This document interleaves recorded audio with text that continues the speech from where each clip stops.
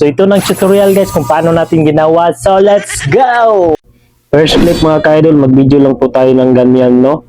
Second clip, ilagay po natin yung bote tapos parang sinalo. Third clip, picturean po natin yung bote, no? Let's go! Pindutin lang po natin ang CapCut. Pindutin po natin ang new project.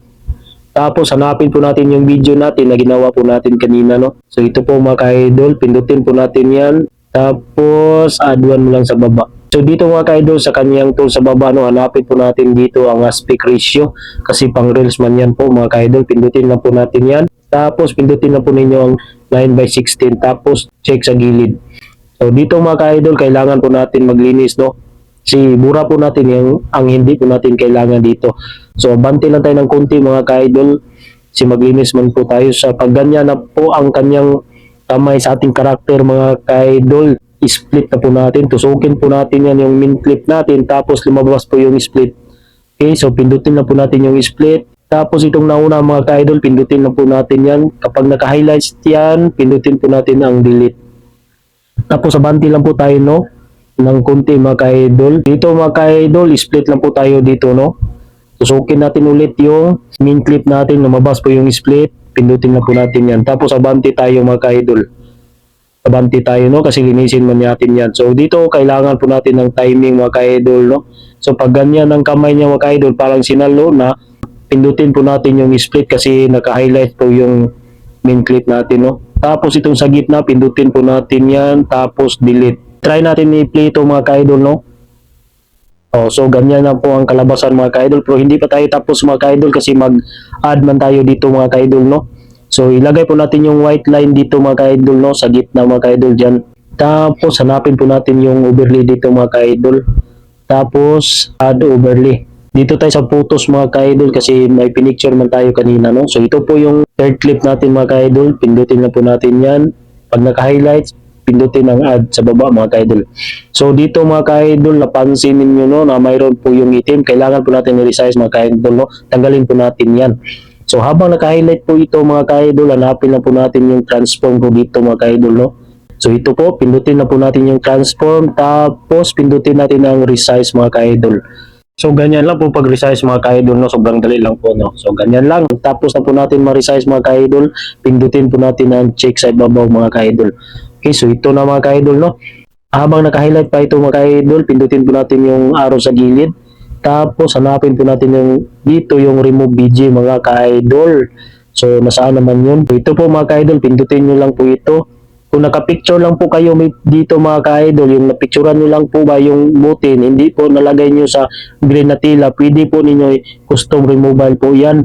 Pindutin lang po ninyo itong custom removal, okay? Sa akin, green screen man yan mga ka-idol kasi nilagay ko naman yung buti sa green na tila. Tusukin ko dito yung chroma key.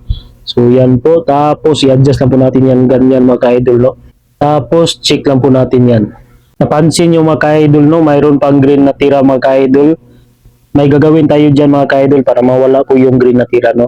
So pindutin po natin yung arrow sa gilid. Tapos mga ka-idol, hanapin po natin dito ang adjust, no? So ito po, pindutin lang natin yan.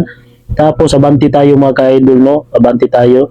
So pindutin natin dito ang HSL. Okay, so pindutin natin yan. Tapos pindutin natin ulit itong green.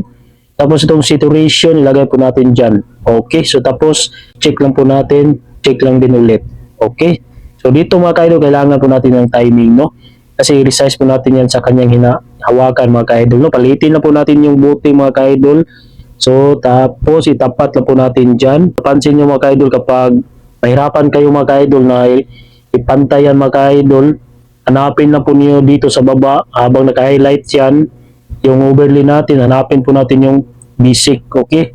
So tapos dito mga ka-idol, pindutin po natin ang rotate. Ganyan na po mga ka-idol, no? Okay, so napansin nyo mga ka-idol, parang na-plaster na to, no? So check lang po natin yan.